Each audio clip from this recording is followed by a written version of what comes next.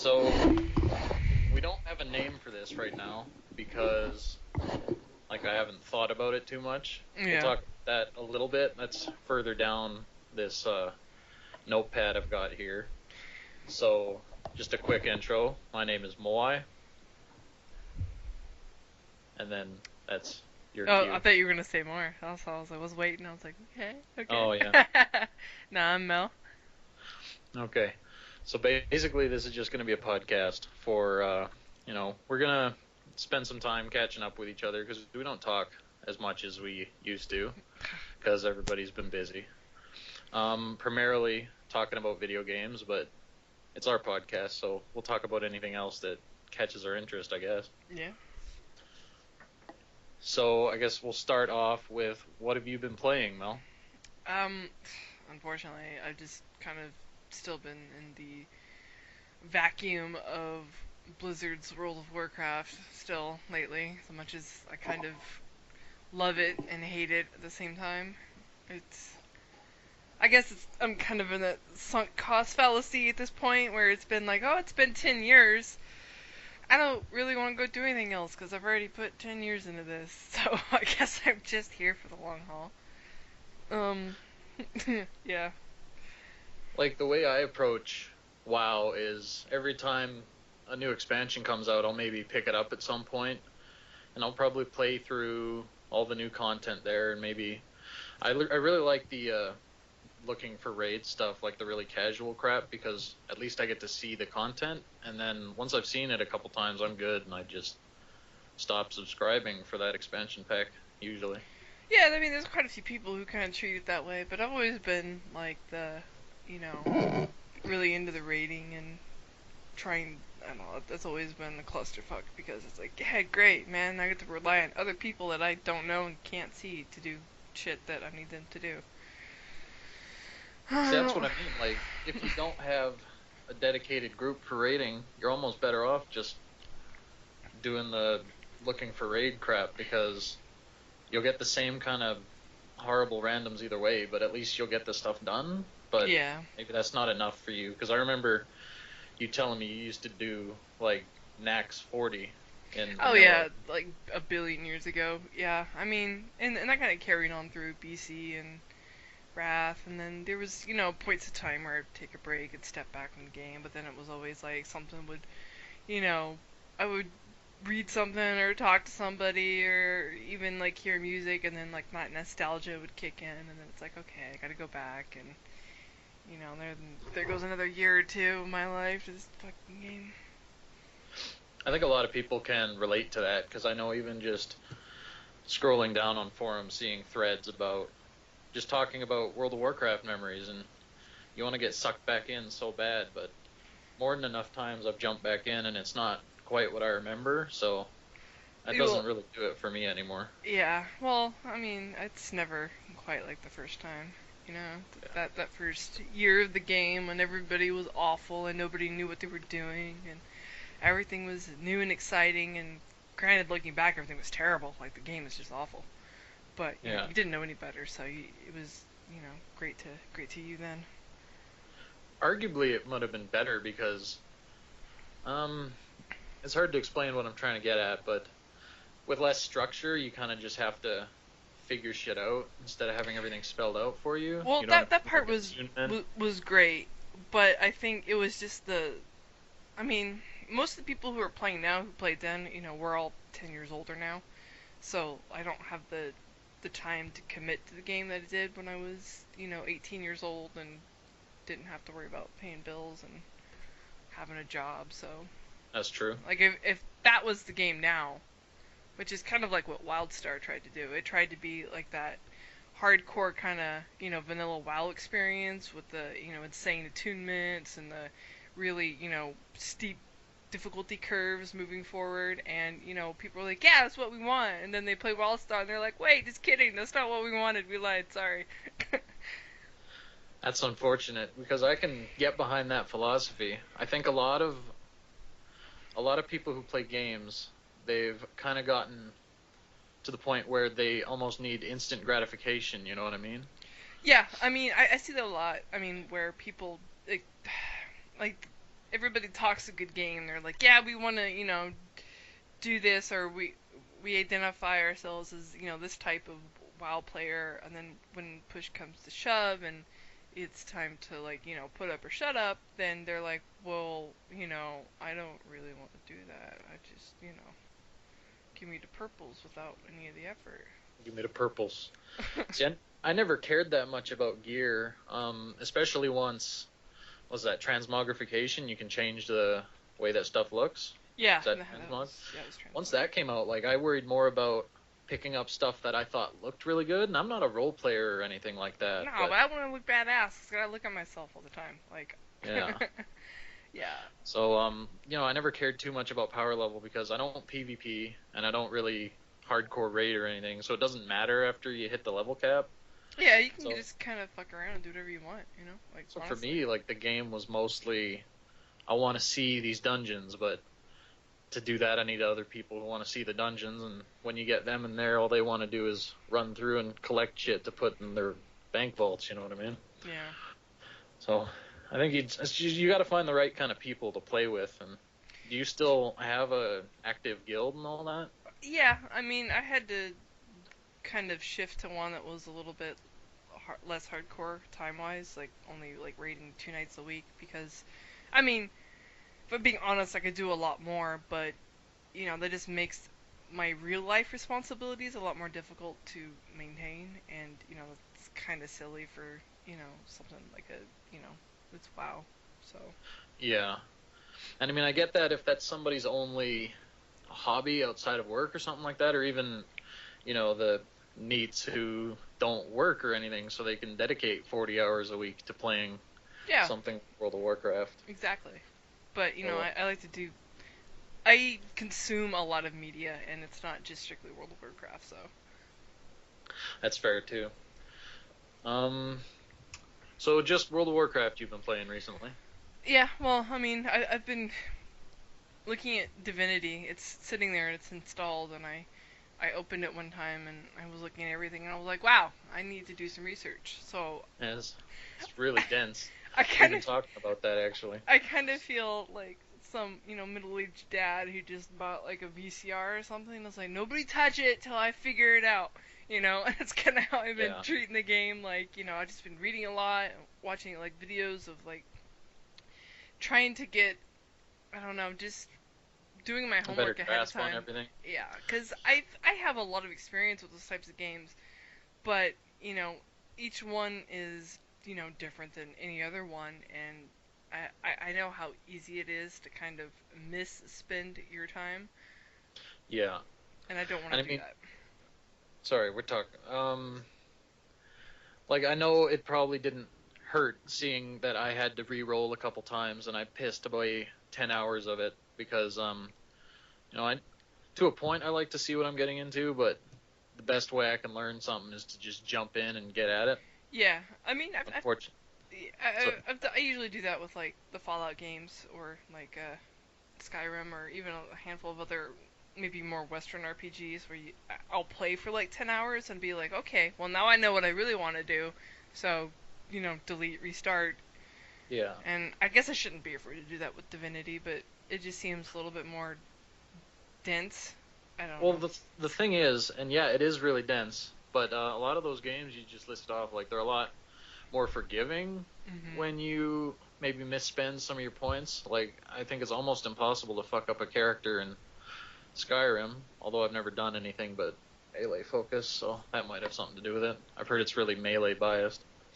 Yeah. But the thing with Divinity, yeah, like you said, it's dense, and having to redo just like talking to everybody in that first huge town and doing all the side quests, it was really starting to get to me. So I'm glad I figured it out the third time.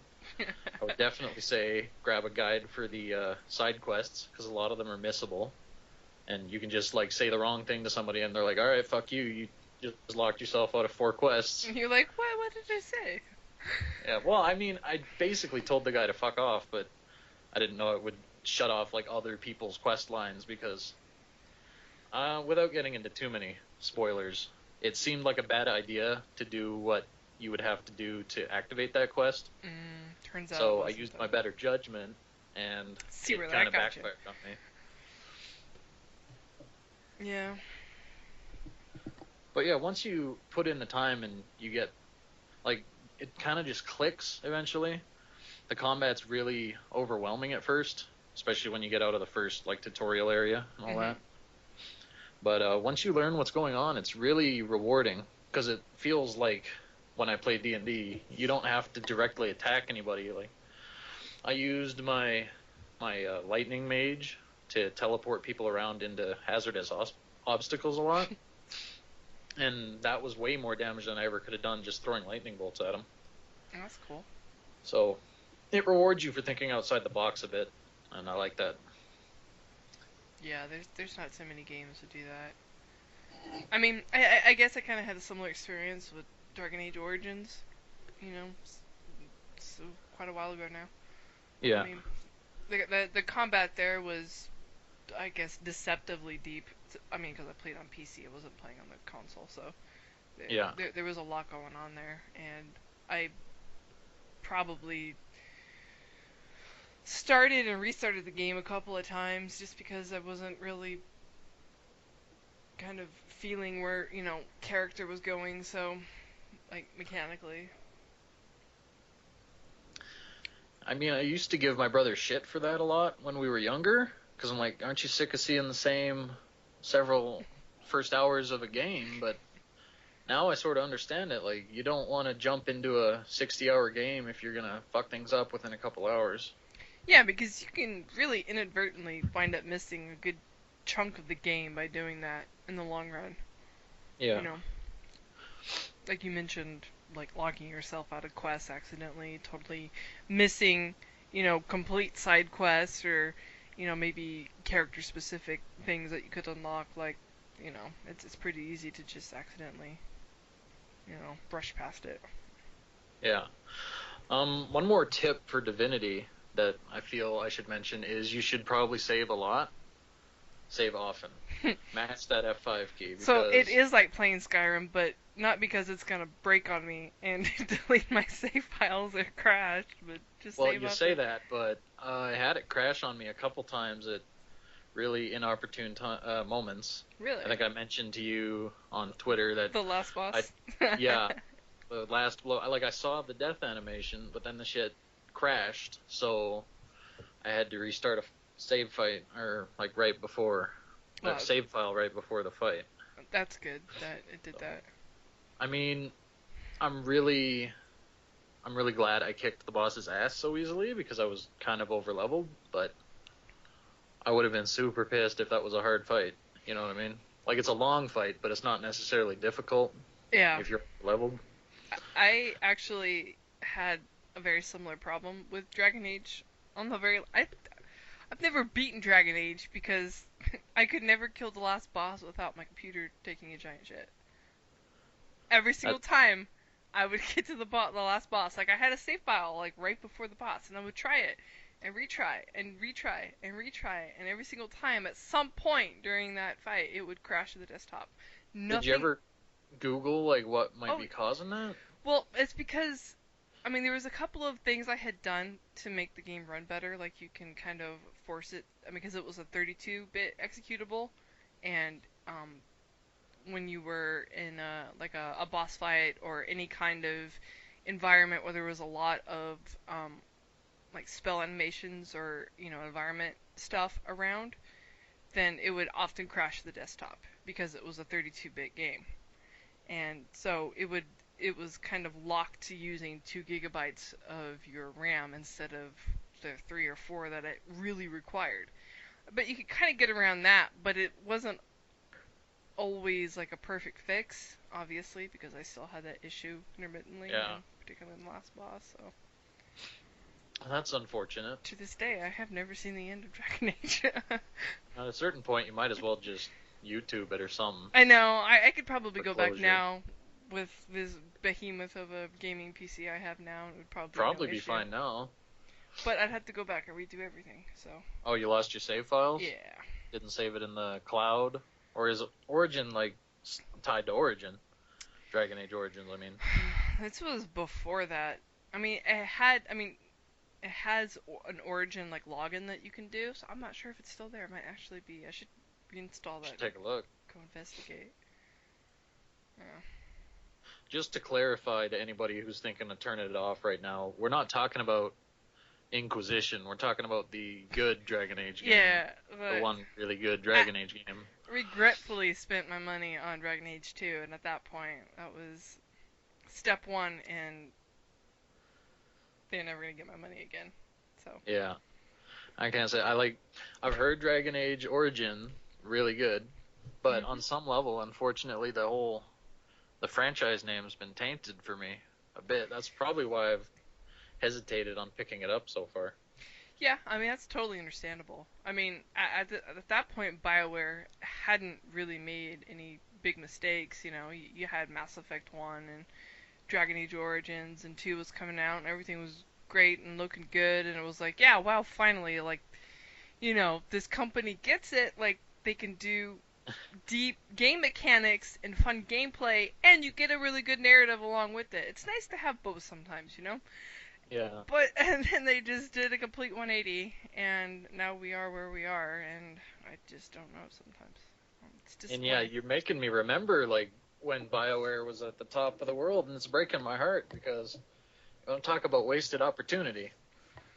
So It's that right much. there. And it's just you think about all of the people that work for a company like BioWare and the like absolute like tons of like creativity and just pure potential that they have that just gets wasted. And it's just depressing. It is unfortunate. Moving along here, unless you have something No. else. I could Okay, sit and complain about BioWare for hours, so I'm sure we'll get to that if we do more episodes. Um, I've also been playing, like you said, Divinity. I just finished that the other day. Mhm. But I've also been playing for my handheld game, Majora's Mask 3D, which while we were setting up here, I was telling you about some of the changes they made. Graphically it looks really nice, just like Ocarina 3D looked. Um, I think this one might look a bit better than Ocarina 3D did, I just hope so. because, It's been a couple years. like, you remember, Majora's Mask is a lot more vibrant of a game, in my opinion. Like, there's a lot more Color, I mean, color going yeah, the on. color palette was actually used. I mean, Ocarina was kind of bland looking. There was a lot of greens and browns and yellows, and there wasn't really much outside of that too often. Yeah. So Majora's Mask 3D looks gorgeous, in my opinion. Like, it's not going crazy with the graphics. It's obviously an up-resed. I mean, they redid all the models, but at the end of the day, you're still working with the same kind of assets. You know what I Yeah. mean? But it looks good for what it is, and I've been playing that on the new 3DS. How are you liking that new 3DS? I'm liking it quite a bit. Not to the point where I'd recommend everybody go buy one, because the second, like the little nub stick, Mhm. it's not quite what I thought it would be. It's more like a touchpad. So you move your thumb over it, kind of like an old cell phone trackpad. Is You it know what I'm talking about? yeah, is it kind of like the Like back of it doesn't move. the back of the PS4 almost controller? Um, I Or haven't used my PS4 enough to. Oh, you mean the Vita? well, yeah, like on the back. I It don't think had there's anything on the back of the PS4 controller. well, no, it's like Like with it is the a nub. It is sticking out of the okay. system. Like it's up. It's raised. And I move the same like I would with a stick. It's just nothing's moving with my thumb. Oh, that's weird. But the control is working well enough for something like a camera, so that's working. I can understand a lot of people being pissed off with it, which I've heard, but it works. So The it's big thing, fancy C buttons, basically. eh, to call it a button's not even. Well, no, in Zelda actually you do get camera control here. They've added that with the Oh, stick here. wow. Yeah, so that kind of changes the way the game works too. You How are get a you lot better camera. finding controlling the game? Like on the Um, 3DS? Because that was my only issue with like Ocarina on the handheld was I just never felt like I had as like that distance from the television and having the controller in my hand. I didn't get that kind of sense with it on the handheld, and I was wondering how you were feeling about that with Majora's Mask, which was I think a little bit more demanding on the platforming aspect. I like it a lot better because this stick is a lot more responsive than the N64 stick was. Okay. And I mean, I'm no stranger to playing portable ports of console games Mhm. because for the longest time, like I didn't play console games because I grew up with a brother and we didn't have a lot of money. So if I was going to get a game, I was probably going to get a Game Boy game because I had to go back and forth between houses and all that. So Mhm. a game I can take with me. So I spent a lot of time playing all kinds of games that aren't really suited for a portable device on portable devices. So that might have something to do with it. I know they've fixed the saving in Majora's Mask in that, like you could only save and turn it off or save when you reset time Yeah, originally. I remember that. That was Yeah. always an issue of contention as a Yeah. 12-year-old or whatever I Well, was at the time. I agree too because when I was a kid, like the thought of such a temporary save, it's like save and come back. To me, in my mind, I thought, what if I come back and then I get a game over? Like I've lost two sittings. Yeah. But I kind of got used to save systems like that, so it's not a problem anymore. But as a kid, I hated it. I hated Majora's Mask too because of the time constraints. Because I was a big scaredy cat when it came to timers. Yeah. Well, it's a pretty stressful game. Like in all actuality, like the game is fairly stressful. Like I always thought it was. It was. I mean, you get that moon hanging over you, and you just no, it's all the time. It was Like it sounds like a cliche to say, "Oh, that moon hanging over you," but it's true. Like it's always there, and like it's not scary, scary, but it's unsettling. yeah, It's unsettling. It's like shit. Like I'm on a clock here, and that's something you don't usually get on a Zelda game. I'm gonna say ever, except for Majora's Mask.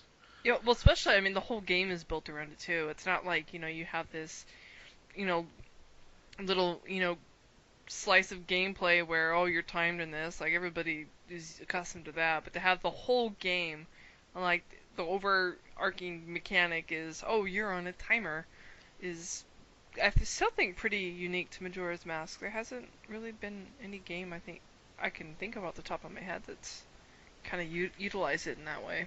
Well, shit like Dead Rising, but I never cared much for Dead Rising. Well, see, the problem with Dead Rising is the timer ruined the game. Yeah. The timer didn't ruin Majora's Mask, but the timer always made Dead Rising feel like a job instead of, oh man, I'm in a mall full of zombies and I can do whatever I want with it. It just made it, a pain in the ass, and I never Well, I enjoyed it. think the difference there is like with Dead Rising, you had something like like 72 actual hours or something like that. No, not even 24 close. hours. Not even close. It was 70. The clock went really quickly. Okay, because I know with Majora's Mask, at least the 3DS one, you get like an hour and 15 minutes, and that's I think if you slow down time, it might be more like an hour and a half, an hour and 45 minutes. Hmm. But that's a bit more of a crunch, especially if you're not accustomed to doing dungeons quickly. Like I know a lot of casual players probably meander in dungeons because it's like, oh, I can just spend 10 minutes in this room trying to figure shit out, but you run out of time pretty quick and you gotta get to the boss. Yep. Like even I was having a bit of a problem with the time restraint this afternoon because I had to warp to the third day evening Hmm. to get a heart piece, Oh and boy. just like I kept fucking up the minigame, so it was actually down to the wire where I was, where it enters the clock when the moon's like about to crash. Yep. I was down to that, still trying to get this heart piece, and then I had to like run outside, quickly teleport to town, throw all my rupees in the bank, and then reset time. So, I've never felt a time restraint like that outside of Majora's Mask. Yeah. I Dead Rising was like that. There was a lot of like close calls and stuff, but it just never really felt very fun. And when I played Majora's Yeah. Mask, I had fun doing it, and the timer. I don't know. It just felt really kind of arbitrary. I just don't think it fit Dead Rising as well as it did Majora's Mask. I mean, I tried to get into Dead Rising, but with open world games with very little structure, at least immediately obvious structure, I have a lot of trouble because I just kind of dick around and I don't really. Well, see, that's what you want to do. Like it. I mean, in a game like that, you should be rewarded for wandering around and dicking about, not punished Yeah. for it, you know? Like I remember just walking around and fucking around in a theater or something, just Yeah. hitting zombies, and I was like, yeah, that's fun for a couple minutes, but I turned off the game after that, and I never really came back to it because I just didn't care. Yeah, I mean, the second one was a little bit better about that. I actually had fun with the second one, with the co-op and stuff. I think they did that better, but I still think Majora's Mask, as far as a single-player game, handled that mechanic the best. Too true. What else about it? Oh, well, like I was saying just before we got recording here, they switched up the boss battles a little bit. Like all the dungeons are the same and everything else is more or less the same outside of, they moved things for convenience. So, like the bank is right by the save statue in the middle of Clock Tower. About So, time. it's just a lot of things that save time and just streamline things. Yeah, You can take that as casualization or whatever, but at a certain point I it's think it's a like, quality of life yeah, change as opposed to casual, making it more casual friendly. it's not so much. Yeah, it's like a casual doesn't benefit from that. Everybody benefits from the game just running cleaner, you Yeah, know. it was better design is what it comes down to. But regarding the bosses, like they added a weak point, which is a trend that they've been doing for a while now. I want to say at least Skyward Sword. I'm not sure if they started doing that in Twilight Princess, but you basically have to go through phases in these fights instead of just wailing on them, from what I remember in classic Majora's Mask. Mhm. So, for example, the tribal warrior in the swamp dungeon, Yeah. you can sword fight him for a bit, but then he'll just start blocking your shit really well. But there's Deku flowers all over the place, so you can like, and I guess minor spoilers for strategy, but you can jump into those flowers and fly over him, and you'll notice there's this like big fuck me eye on the top of his head.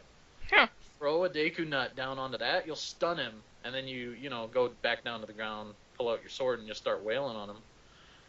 So in a way, they made the fights more complicated, but if you know what you're doing, they're a lot easier now, in my opinion. Yeah. Well, I mean, that kind of like giant glowing weak spot has, I don't know, always seemed a little bit silly to me. I I mean, mean, it's it not. it works better in a game like Zelda than it does in like Gears of War or something. It kind of fits the history and the motif of a Zelda game. So I mean, at that point, I wouldn't be annoyed by it, but Yeah, like I'm not annoyed. It's nice to see variations to the fight without completely changing the fight. hmm Like the goat, the Goron temple one, where he's running around in a circle and you've got to chase him with your spikes. oh Is this ringing a bell? yeah So basically, like you still do the same thing. You evade his traps and you try to knock him down. And if you get him off a ramp, you hurt him way more. But this time you'll like knock him to the ground, and then an eye will pop out from his back, giving you a reason to like switch masks. So you'll take off your Goron mask and just start pelting him with fire arrows. So it's like it made the fight more complex, but not really. You know what I'm getting at? yeah. Well, it just I guess added something a little bit extra to it Yeah, like instead of without just punching him, you gotta yeah switch masks and take out your bow and do more things. yeah that could be more So fun. there's that. But overall, I've been really enjoying it. A lot more than I thought I would. You and I had both expressed concern that it would be a bad portable game, Yeah, I just was because. just because of how the game actually plays. I was Yeah, hesitant. I think the extra save points help. Like they're hard saves; they're not save and quit, so you can just save and then keep playing without worry. Um, that said, I don't really play it on the bus like a lot of games I do, because I have to devote so much more attention to something like Majora's Mask. Yeah, that Like it's doesn't. easy to get lost in a dungeon, you know what I mean? Yeah, it's not really like you can't really mindlessly play a Zelda game ever. I don't. Yeah. Well, the DS ones, the what the hell was that? Spirit Tracks and Well, I don't. Phantom Hourglass. Well, Oh, have you not played those? I've played Phantom Hourglass, but I never played Spirit Tracks. Well, those temples were a lot shorter, and they were a little like they were a lot more straightforward, which I Mm. guess you could say it's easier, but I think like it was harder to get lost in those temples, I should say. It's not like I spent significantly less time in them. So Yeah. those were good for a bus ride because you could do half the temple, Yeah. save it, and like come back to it without getting super lost. Like try to imagine doing the fire temple on the bus where it just keeps sending you back to the door. Nah. Like no, fuck that. It's a very like it's a linear-ish dungeon, but if you have to jump back in, you don't know how to get back to places quickly. That's always a problem I have with those dungeons. So I like to do them in one sitting if I can. So what have you been your thoughts on like the Zelda series? I guess in the last like 5 years or so.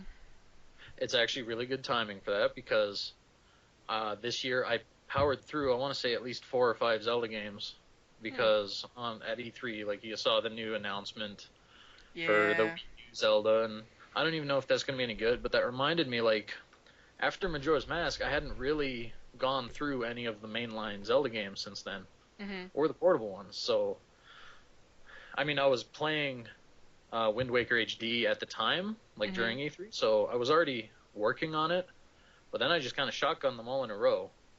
So I can like talk about that a little bit if you'd be willing to hear about that. Yeah. Sure. Okay. So I think Wind Waker HD has aged really, really well, but that's partly because they fixed a lot of the bullshit late game, the Triforce hunting. They took away, I want to say, like half of that at That least. was so awful. They added a quick sail, so you can like change the weather or the wind without having to fuck around with the Wind Waker and stuff. Mhm. And it sails like twice as fast, so that removes a lot of the tedium of the sailing after you've been sailing the whole game. Well, that's probably just down to the system too. I mean, Yeah, compared to being on a GameCube and to a Wii U, you know. it's my understanding that the sailing was hiding load times at the time. I mean, On it the game. was honestly. I mean, for as big as it was on a GameCube, so Yeah. So elegant at the time, but it's nice that with hardware upgrades that's another thing. Like it sounds like casualization, but it's just cleaning things up a bit. Like who the yeah. fuck really wants to sail around and collect 10 Triforce pieces or whatever, however many it Back was. in my day, I had to. So Yeah, I probably ended up liking Wind Waker a lot more than I would have I do if I played had it to on the do all that GameCube. bullshit. Yeah, it really detracted from the overall experience. I mean, the game was beautiful even back on the GameCube, and the Yeah. gameplay was really unique and it was fun. But there was just it was those aspects of it just detracted so deeply from the overall game. Like you would have these moments where you're like, this game is amazing and I love it. And then 20 minutes later, you're like, I fucking hate this game so much. And you It's a would just really yeah. kind of pendulum swing back and forth between loving it and hating it and loving it and hating it. Yeah, it was. It's really depressing because it's like you really want to love a game, but it keeps pissing you off with big issues. That's how it was with me for Dragon's Dogma. We can talk Yeah. about that another time though. So yeah, Wind Waker I enjoyed. I jumped from Wind Waker right into Twilight Princess, and Twilight. luckily, I don't know. I had issues with Twilight Princess, and I'm so interested did in. I. Okay. Well, like this time I had fewer issues because first of all, the first time I played it, I played the Wii version, not knowing, that was the first Wii game I bought. I didn't Mm, know Waggle was bullshit yet. So right off the bat, I was not happy because it didn't control badly, but I would rather just press B to swing. yeah, I would. I don't like being kind of forced to do the um, controls like that. Like Yeah. it feels inaccurate and slower and sluggish, and I don't really want to do motion controls if I And don't when I need get to. to Skyward Sword, I'll revisit motion controls, but in a lot more positive light. But for Twilight Princess, I didn't like it because I hated the wolf sections, and even when I came back to it this time, I still really hated the wolf sections. But they had to fill out that game somehow. Um, but then like the deal breaker was when I learned that to make Link right-handed for Wii remote reasons, they just flipped the whole fucking game. Like Yep, that seemed like a really lazy solution. And I it didn't want to was. play a flipped game because when you're designing a game, Like you place things where they're placed for a reason. Hmm. So in town, I would always get like it. This sounds kind of crazy, but I would always walk the wrong way because intuitively I would think, oh, so and so must be over here. So the world, like, it felt backwards to me, which probably doesn't sound right, but it's just kind of an intuition thing, I guess.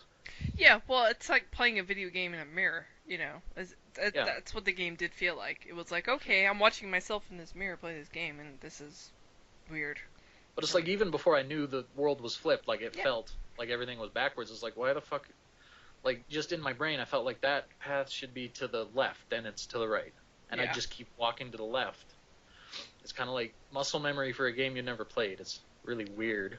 Well, they all kind of follow the same sort of pattern. I mean, after Yeah, decades of playing games, you have a pretty good intuition of, how the layout's gonna be and where you're gonna have to go next and where that's gonna be at, and it gets yeah. flipped on you like that, so it's a little uncomfortable. I felt like that's a really cool concept to me. Like, we've been playing games so long, there's just certain conventions are just subconsciously in your mind. And when a game is flipped, at least for me, like I could tell, like this isn't right. This is backwards somehow. And then when I learned it was backwards, I'm like, well, that makes a lot of sense. Yeah. But Twilight Princess, like all the gripes aside, I got a GameCube version. Spent some money on that because I wanted to play it properly. I'm kind of a weird purist sometimes. No, it's alright. I And understand that. everything that wasn't the dungeons, I really hated. But all but one or two of the many dungeons in the game, I thought were fantastic. To the point where it's like, without all that wolf bullshit, it probably would have been a really good game. But there was just too much filler in between the dungeons. Yeah, I mean, the game really felt like they had two different um, groups of people working on it. You know, like you Yeah. had dungeon design team, and then you had the everything else team. Like every moment I spent inside a dungeon, with the exception of a couple, I can't remember which ones. I just remember them really pissing me off. Like I'm like, this is like I'm playing more Ocarina of Time. Like this is some good dungeons. Wow, that's some great grammar there too. But like the dungeons felt right. They felt good. They felt like Zelda. So Twilight Princess was so. I kind of liked it. I liked it a lot more on the GameCube than the Wii. Then I jumped straight into Skyward Sword, and I probably shouldn't have done that because at that point, that was my third mainline Zelda game straight in a row. Mhm. So I was starting to get really fatigued. Yeah. And that game has a slow start. We're talking like maybe 5 to 10 hours before you're in your first dungeon. Let's There's see. a lot of tutorial shit. Skyward Sword, I have not played. Yeah. So I will give credit where it's due. The swordplay, because of the Wii Motion Plus, it wasn't perfect, but it at least felt like what you wanted Twilight Princess to be on the Wii. You know what I Mhm. mean? Like they used the mechanics well. Like you probably saw in trailers, the Deku Babas, Yeah. they'll open different ways. You got to slice it horizontal or vertical. It made for some really, really intense boss fights. Like that's probably the only fight with Ganon or Ganondorf, I guess I should say, that really felt satisfying because you had to like parry shit, and the parrying felt really responsive. Like you had to parry with your shield and like slice under him with your sword. It was a good fight. So, but like Twilight Princess, there was way too much filler bullshit between the dungeons. I'm gonna say like a lot more than Twilight Princess Even because you probably had an hour or two of dungeon, and then you'd have like 10 hours of bullshit to get to the next dungeon. That was a that. long game. Yeah, I had no idea. Like, wow. Um, Sorry, yeah, I've been talking pretty nonstop there about the Zelda, but Did you no, no like? Did you grow up playing Zelda, or was that like something you kind of started when you were older and were looking to like go, start the franchise? Because you know. I grew up with Zelda. Um, the first Zelda I played was Ocarina of Time because we didn't have a Super Nintendo. We Mhm. had a Sega Genesis. So Ocarina of Time was like mind blowing to little boy Moy over here. like having to search for all the money all over town to buy your shield. And we were really big idiots, so we didn't know we had to go equip the shield. So we ended up buying 3 shields because we're like, well, he just keeps eating my fucking money. Like, where's my shield? Thought we were getting scammed, and so we scoured that town pretty thoroughly for rupees because we found enough to buy 3 fucking shields. So Ocarina of Time, I spent a lot of time with. Back then, I got lost a lot in games, and my brother was just, even though he was younger than me, he had like more intuition for that sort of thing, I guess. Mm-hmm. So I would like help him, like I'd watch him play, and I'd help him with Mm. strategy and stuff. And I had enough fun doing that for a number of years. Um, First time I really got into Zelda myself, though, was when I traded for a copy of Link's Awakening for the Game Boy. Mm. So that's probably why it's one of my favorites, because that's the first one like I personally sunk my teeth into, Yeah. and I spent a lot of time with that game. I got some fond memories around that. Yeah, that was the first one that I played. I'm a little bit older than you, so Yeah. yeah, that was it. Like I can look at the other Zelda games and I know in my heart that it's not the best Zelda game or anything like that. Like there's a lot of better ones, Mhm. but to me it's special because that was like my first top down, like the one I spent time with. Yeah. So that one will always hold a place in my heart. To get all romantic. Um, but yeah, when I played Link's Awakening when the port came out on Game Boy Advance. Um, that was fine. That was really good. Yep. Because I'd never played it before. It's like, oh shit, this is just more Zelda. So that is probably like the best Zelda game. Yeah, hands down. So yeah, I grew up with Zelda a bit, but it took me a while to get around to. I think Zelda 1 I just recently played because that's a hard game.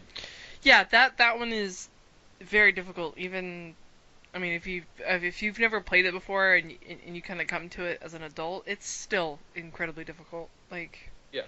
Like even after you learn this, like, oh shit, this is not a Zelda game like you know it, like you'll fucking die in this game. And a that's something lot. that doesn't happen in most Zelda games unless you really suck. Yeah. I mean, when I played Link Between Worlds, like I enjoyed the game, but like it just felt so easy. Yeah. Like And I wasn't having to try it. I couldn't really figure out if it was like, okay, I'm getting close to 30 now, and I've been playing games almost entirely those 30 years. Like, is it just me being super experienced with games and being great at them? Or is it just really that easy? Like, I wasn't able to figure out what was going on with that game. Not that I didn't something, enjoy it, but it was just. yeah. I sometimes come to the same question. It's like, are the games getting easier, or is this just like we've done it so many times, it's just second nature to us? I think it's a bit of both. Like looking back at games like Zelda 1, for example, that shit had to be hard because back then those games were expensive. If you're taking inflation into account, $50 for a game back then is a lot of money, and Yeah. you couldn't store a ton of game on it, so you just had to make it hard. So you can't just blow through it in an hour. You know what I mean? Yeah, that's true. Because Zelda 1, if you were just going to run through it and like things weren't going to kill you all the time, that's a very short game. Like the dungeons aren't that big. The overworld's not that big if you know what you're doing. Yeah. So like the big cock block has to be, wow, this like these wizards are kicking my ass. I have to practice dodging their shit. That's very true. So I think games are getting a lot easier, but the more we play, the better we're going to be. So I think we find them easier than new players obviously would. Yeah. Because I've even been like getting my girlfriend to play some games I grew up with, and it's really painful to me because it's like, oh, why are you going so fucking slow? But it's like, picture 10-year-old Moai, and yeah, I'm probably going just as slow, if not slower. You forget that just things that are second nature to us, people, like we spent time building up those skills. Yeah, definitely. Definitely. What were we talking about there? Link Between Worlds. That was good too. I liked it. It was a nice kind of, I guess it was more of an homage, I think, than it was like kind of a remaking, you know what I mean? Yeah. I really enjoyed that game. It was fun. It was just even on like I went through after I beat it and I played it on hard and it didn't even then it didn't really feel difficult, you know. Like I don't think I even ended up getting the red tunic because I kind of shotgunned that game like an idiot. And I like did the last 6 dungeons all in one night and didn't go to bed until 4 a.m. Yeah. So in hindsight, I shouldn't have done that because you don't get to appreciate a game as much if you're doing that It's yeah. because I you're just taking it all in too fast. yeah. I mean, it was a beautiful game though, and it played Yeah, well, and I did enjoy it. yeah, it's a very good game. I'd like to revisit it sometime a lot more slowly. Um, so yeah, that's Zelda. I covered all the portable ones too, but those are portable Zeldas. They're what they are. They're not bad. They're pretty good, most of them. Yeah. I really didn't care for Spirit Tracks, but that's a pretty common opinion. Um, so yeah, that's almost an hour now of just talking about what we've been playing. So we should probably. Move on. Oh, it's not like I've got any news prepared because I don't know where all these other podcasts find their news. I was just gonna scalp off IGN or something, but Yeah. I just see a bunch of clickbait shit, so that's Yeah. that's not great. Um, What do you? anything coming up? Hmm? What about? I don't know if you read this today, but Valve and HTC partnering up for their own kind of version of Oculus Rift. Yeah, I saw something like that when I was looking for headlines. At a certain point, with everybody doing their own virtual reality thing, I'm starting to care less and less. Like, I didn't even care enough about the Rift to follow that. Yeah, Like, I'd like something like that when it's all worked out and everyone's figured their shit out, but that's gonna I still be feel like a that's a long long way way. away. Yeah, it's gonna be. I don't know. Just the well the technological obstacles that they have to overcome before something like that becomes feasible, particularly as a business. You know, like now you have to mass produce this thing and then sell it, and it has to be that's Yeah. the difficult part right there. Like, I remember hearing Carmack was dissatisfied with the amount of latency they could get, and it was a pretty low amount, but he's like, it's still not enough for good virtual reality. I don't know if that's just straight up or if that's just him being a perfectionist, but I'm inclined to trust John Carmack. Yeah. Funny story. Somebody at school was kind of mentioning that they were, wanted to kind of work on stuff like that. Kind of like in a cocky way. Like that's what I'm going to be doing. I Yeah. said, oh well, I think John Carmack's, he's a little bit ahead on you on that. And he's all, who's John Carmack? And I just kind of Yikes. stared at him. I'm like, you need to go home and do your homework, like now, He like. doesn't care that much, I guess. It's kind of, oh boy, yeah. Jeez, like how do you? That's what I want to do, but I don't know anything about the modern scene surrounding that specific field. Who is into that, and then video games at all, and then who doesn't know who John Carmack is? Like everybody who's anybody knows who John Carmack is. That's like on par with like why? What if Zelda was a girl? Yeah. Yeah. So yeah, at a certain point, it feels like all these VR headsets coming out, like most of them are probably going to be shitty, rushed products to capitalize on the Oculus craze. Which And isn't even really a craze. well, Like, yeah, craze isn't the right word. well, no, but I mean, like, there was a lot of excitement and hype and build up, and then it's like, yeah, it's a thing. It's a thing. It's now it's just whatever. Nobody cares anymore. Like at a certain point, it feels like motion controls all over again. Nintendo did it successfully enough to appeal to grandparents, and then you got PlayStation with their Move shit and Xbox with their Kinect. Like everyone's just like, oh god, me too, me too. And it's like, you're gonna flood the market and you're gonna kill it And that's what because happened. there's nothing for it right now. Like there's hentai games, I guess, but that's pretty well served by the Oculus already. Yeah, I don't particularly see that kind of gaming going anywhere anytime soon until they get across the immersion and control hurdles that are going to be inherent to that type of design, because it's gonna change how people design games. I mean, Yeah. that's gonna happen like regardless, but you know, now you're gonna have to come up with unique ways to like get around that. So And it's good because anything that, especially right now, anything that's going to push development in different directions is really welcome, in my opinion, because shit's getting stagnant, at least on the AAA end. so And stagnant. You and you've I been expressing that too, yeah. have had this conversation. I've had the conversation with my brother actually. You know, just he was like, you know, this is like the worst time for video games ever. He's like, yeah, I was talking to my friend and we were looking at games coming up, and he's like, they're all sequels to games that I didn't even particularly like the first time around. You know, Yeah. Like Assassin's Creed is they need to the stop. poster child for It that. needs to It's stop. like it hasn't been good since maybe the second or third one. And I'm not talking Assassin's Creed 3, I'm talking like Brotherhood. You know Brotherhood was what I mean? the last one I played. After That's the that, last one worth playing in my opinion. that was after that I gave. The first one wasn't very good, No. and Brotherhood was like, this is fun, I like this, but I'm Yeah, done it with was this more now. good like I've 2. done it. You know. Yeah. And then Revelations was like, oh, we moved to a different city, but it's like it's just more of the same shit. And then 3 was so bad that I'm just like, fuck it. And I heard 4 was good, but it's like after 3, like I don't even want to go back into this Yeah, franchise. there's no point.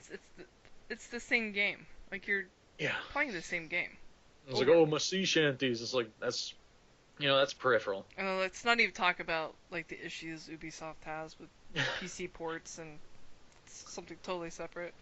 They're the EA of 2014. Oh, they are.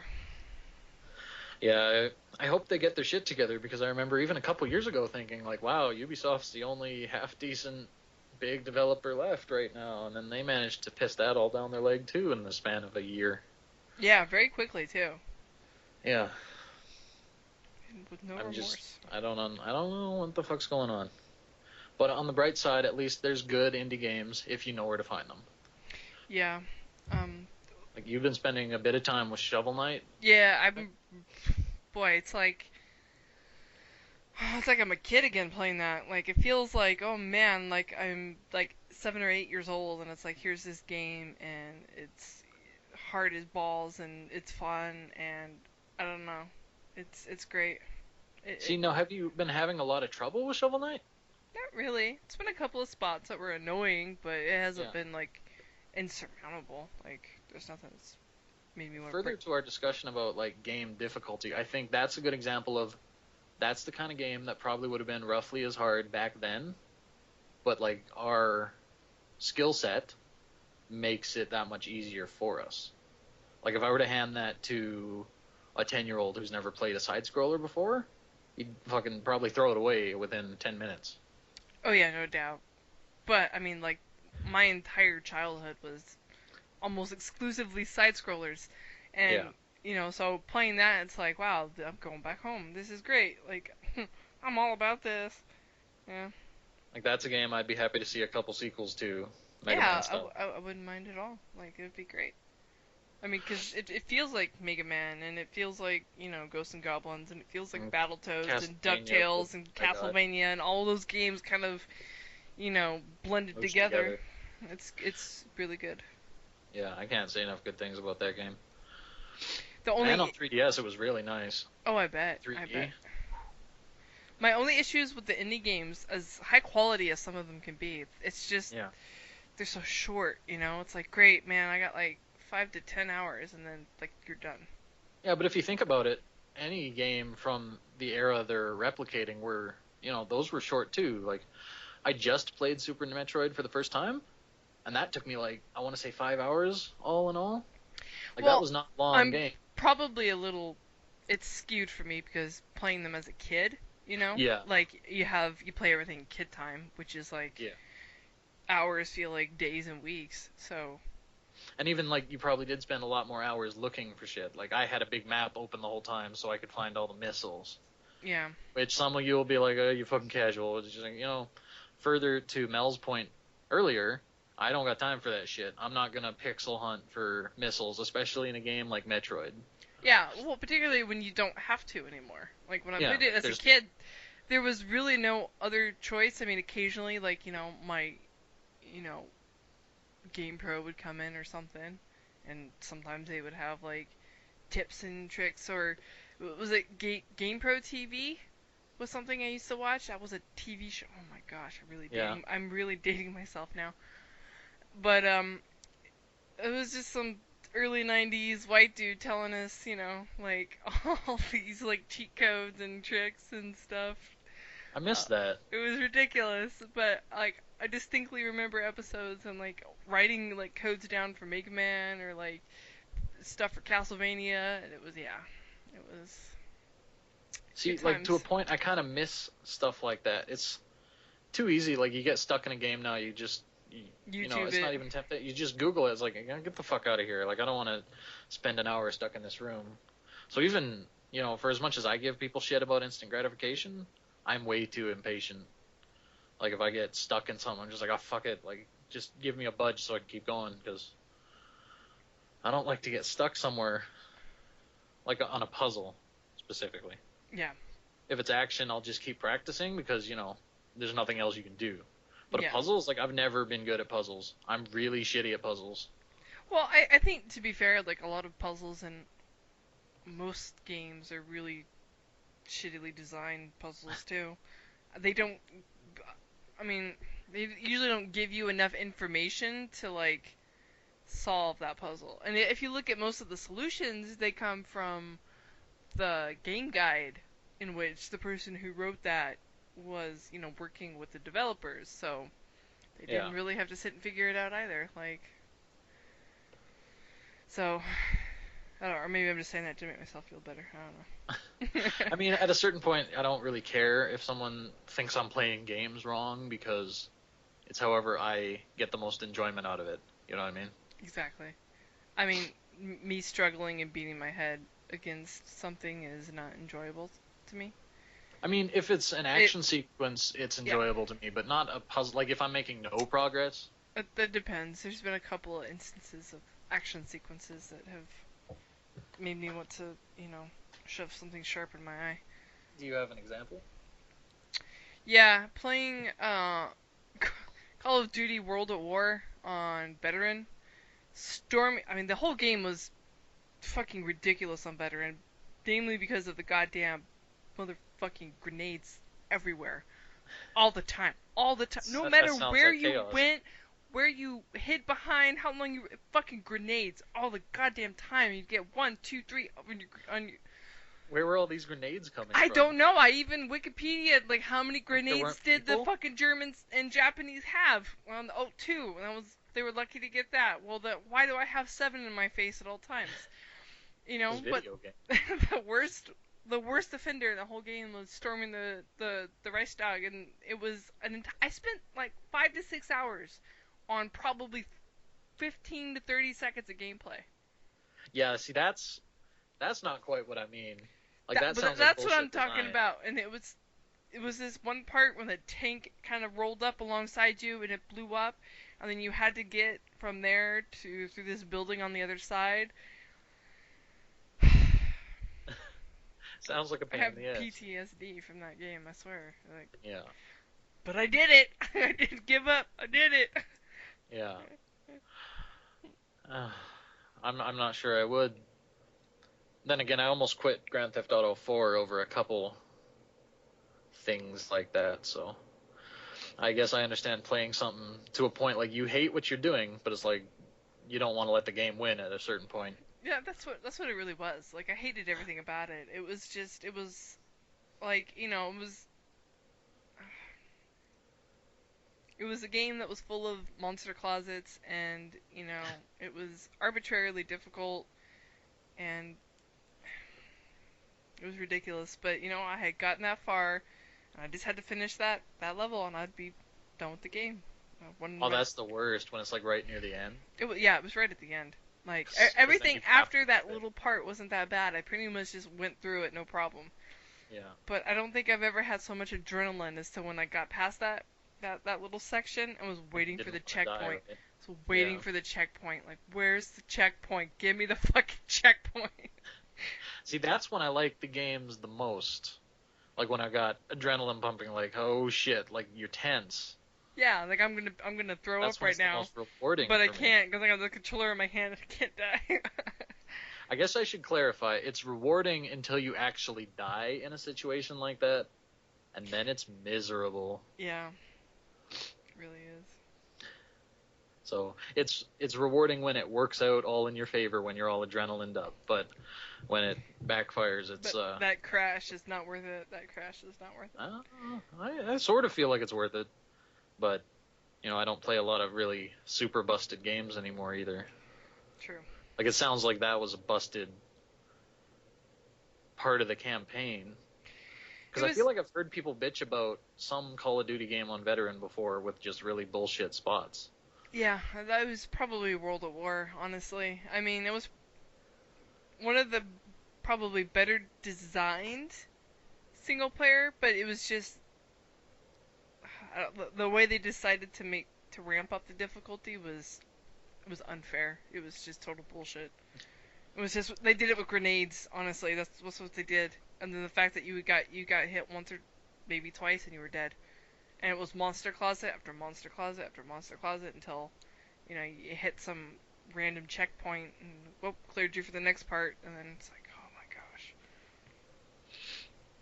I've never played a Call of Duty game, so I played them way back on the PlayStation, and then like PS2, no PlayStation. PlayStation 1, Yeah. they were making Call of. Are you talking about Medal of Honor? No, there was one Call of Duty game. It was the first one on the PlayStation.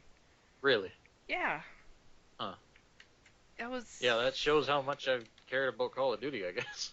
Yeah, I mean there was Medal of Honor and Call of Duty. Call of Duty started on um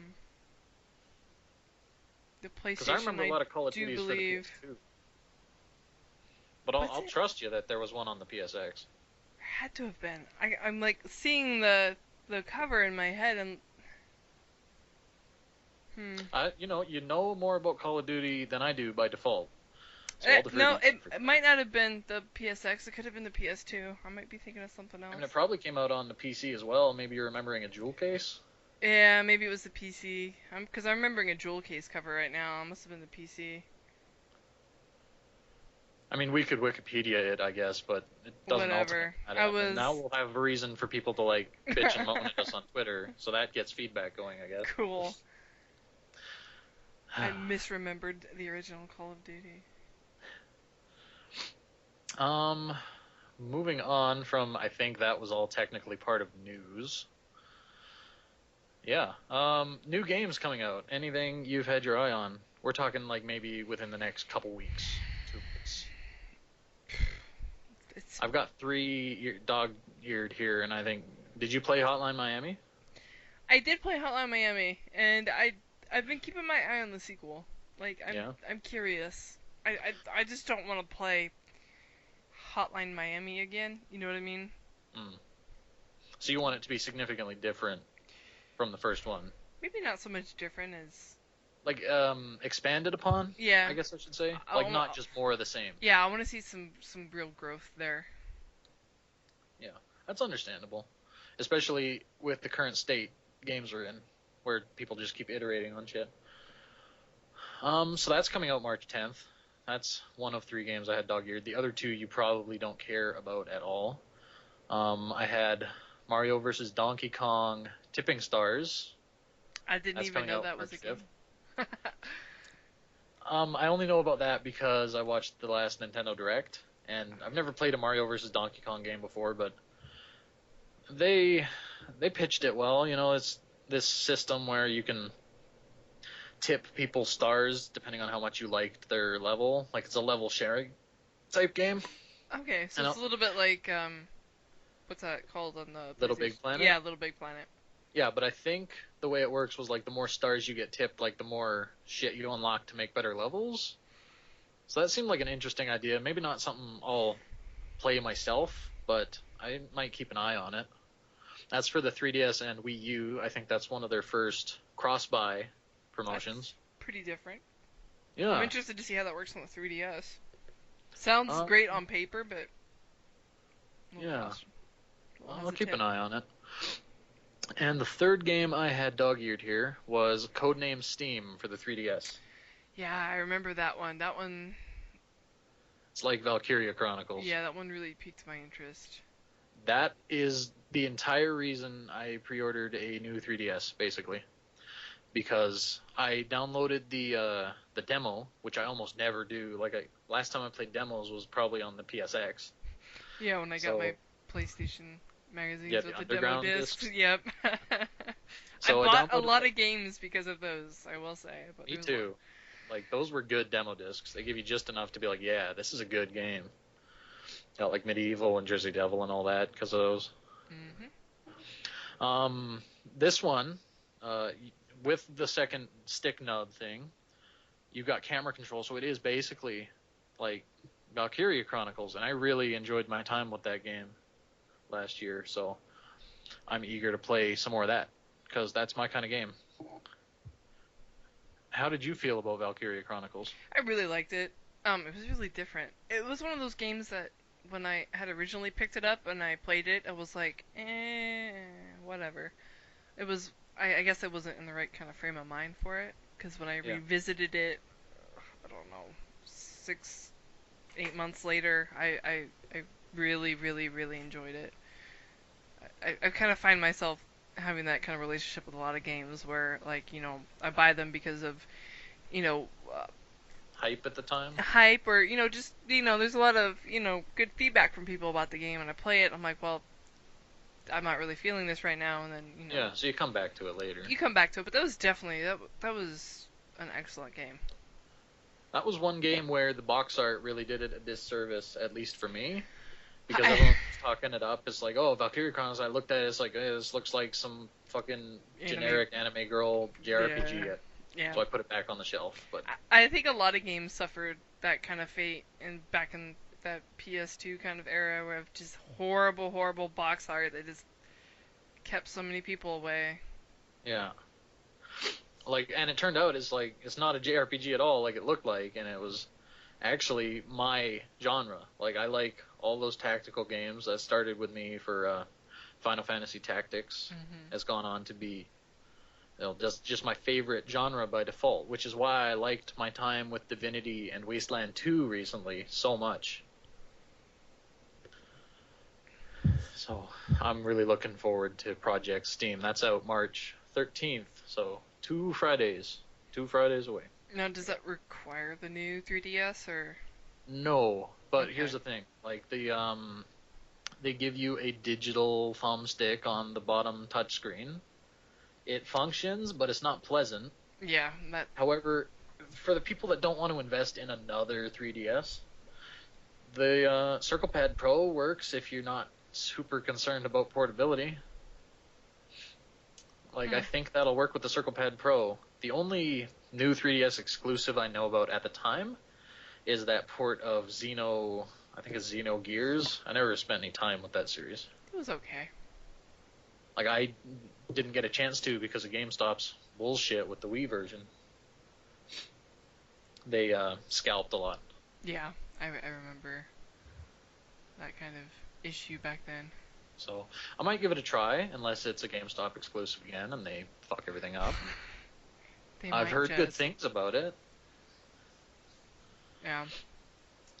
So other than that, not a lot in the immediate future. Bloodborne's coming out eventually. A new Dragon Quest Dynasty Warriors type game got announced, so I'm obviously happy about that. Yeah. I Um, I I mean, as much as I kind of deride the remakes and the sequels and stuff, I kind of want to pick up Resident Evil Revelations. Revelations 2? Yeah. I I've don't been know. hearing good things about it. I I mean, it's Resident Evil again, Yeah. but I played it sort of on the original PlayStation. I was kind of young at the time, so the puzzles were above my head. You know. Oh wait, you mean the remake? Well, The Revelations Resident 2. Evil remake? Yeah. Well, I'm talking because there's Because the remake. Revelations is a completely Yeah, different because there's the remake that game. just came out, and then you have Yeah. Revelations 2, and I'm kind of not sure which one I kind of want to put my money into. Something I've played before and I know is good, or especially Well, since Resident Evil has such like a rocky history with quality. oh shit. I don't even play the games and I know like half of them are horrible.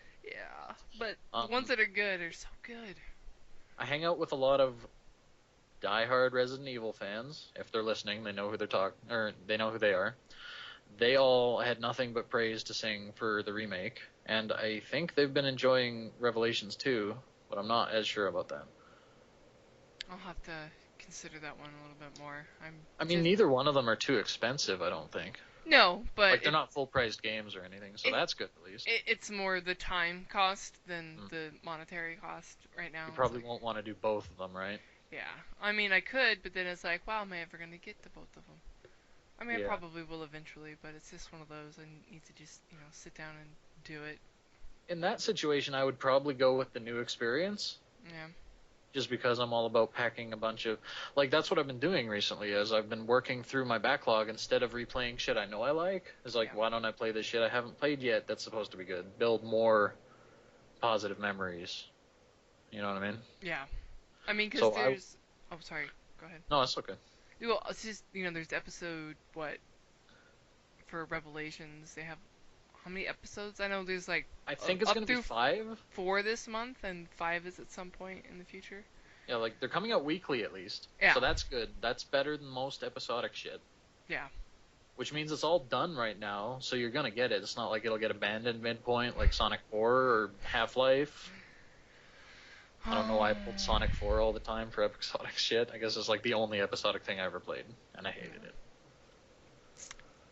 As far as games that I'm looking for, I mean, Revelations is one of those I'm a little hesitant on, but Witcher 3. Yeah, The Witcher series is like, if you've never played it, it's pretty incredible. I've been meaning to get around to it.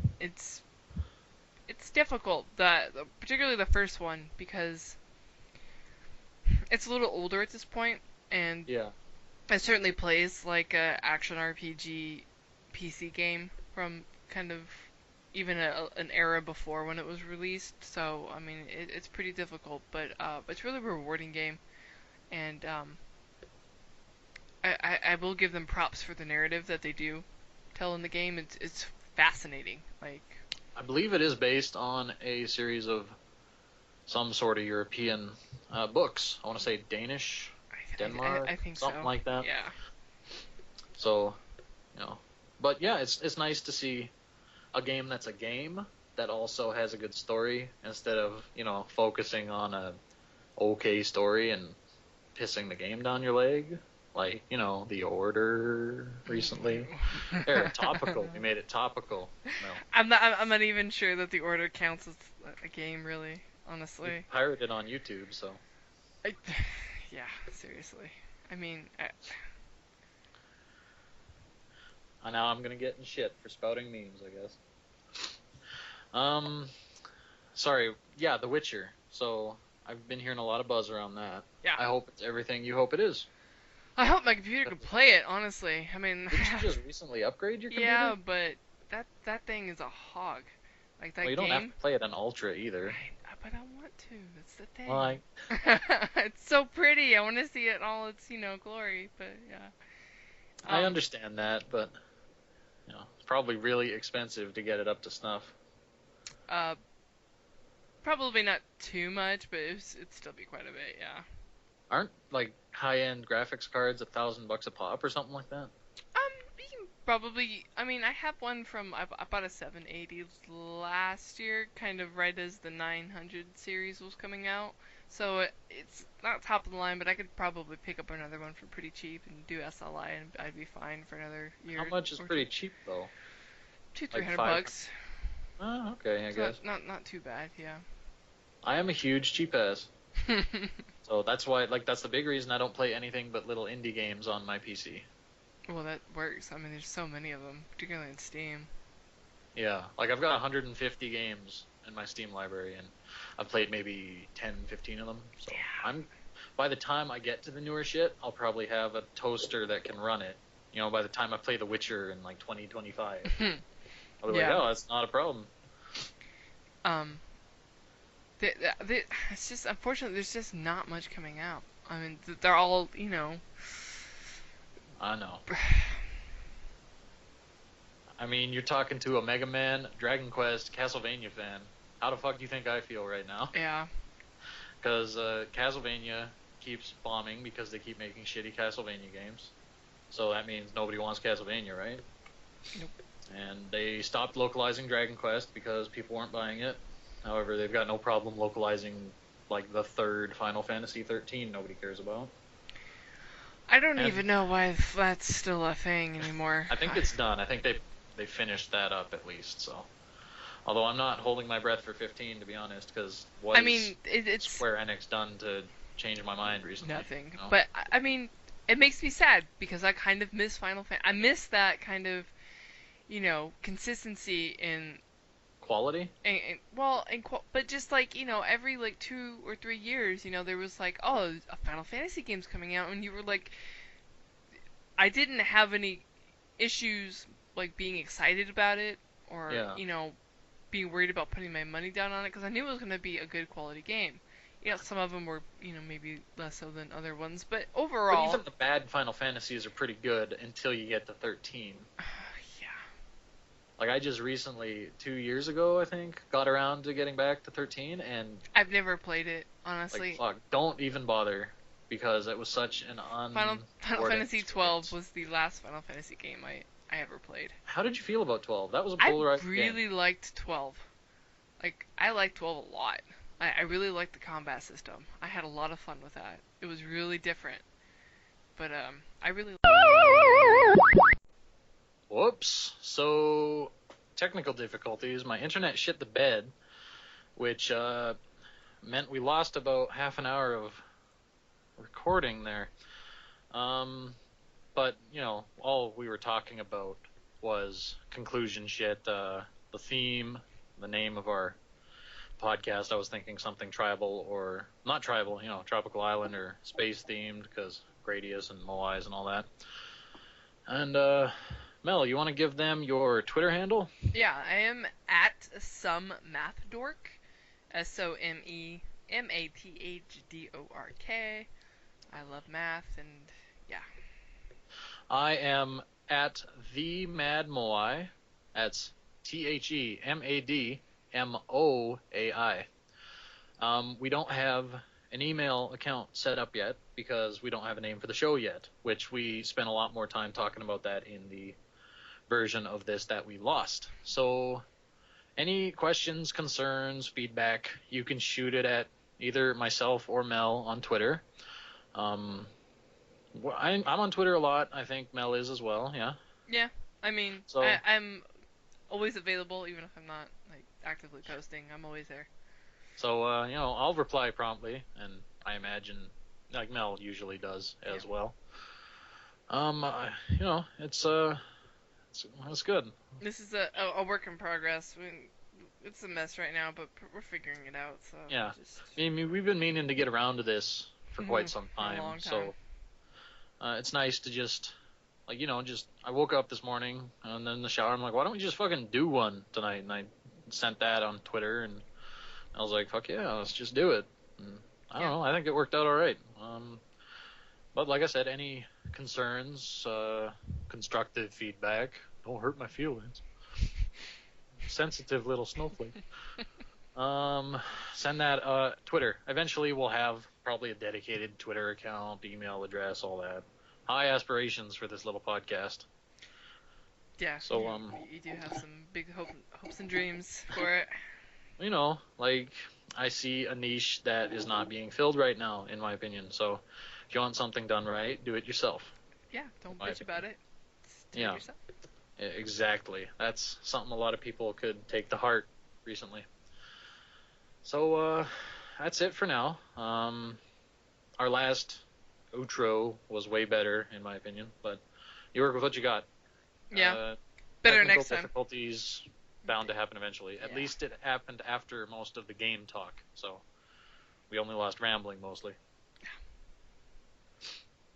All right, so oh right, we were planning on doing this every other week, so bi-monthly. That way we've got enough stuff to talk about every time And you're not bored without and sick of yeah. us spouting off on the same bullshit we do a week ago. So yeah, I Yeah. think it's So I think that spaces it out well enough to be frequent enough that you care and infrequent enough that we don't get redundant. And all right, I'm just gonna call it right here, and this will be up on YouTube. You know, well, obviously if you're listening to it, it's on YouTube right now. So I'll see you later. Awesome.